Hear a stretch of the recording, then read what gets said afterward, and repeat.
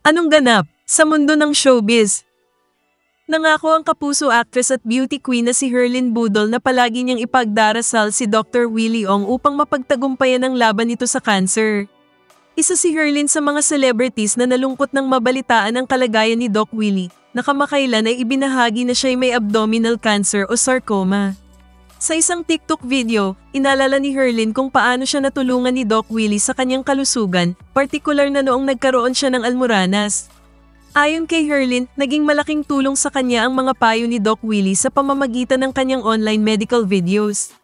Ibinahagi ni Herlyn ang personal na karanasan niya sa almoranas at kung paano siya natulungan ng payo ni Doc Willie tungkol sa pagkain ng mga prutas na nagsisimula sa letter P, na nakatulong umano sa kanyang digestion. Shoutout ka pala kay Doc Willie Ong na mayroong sakit ngayon. Lord, pagalingin niyo po siya dahil marami po kaming mga sakitin na umaasa po sa kanya. Bawal ka manghina, oo, dahil ikaw ang first aid namin.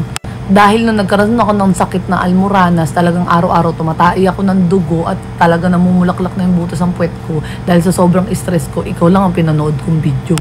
Tapos ang sinabi mo pa nga dun, kumain lang lahat ng letter P na prutas, magiging smooth yung pagtae ko. Aba, effective, oo, dahil naging ringless, walang sabit yung tae. Si Doc Willie Ong, isang kilalang cardiologist at internist, ay nasa proseso ngayon ng chemotherapy bilang bahagi ng kanyang paggamot.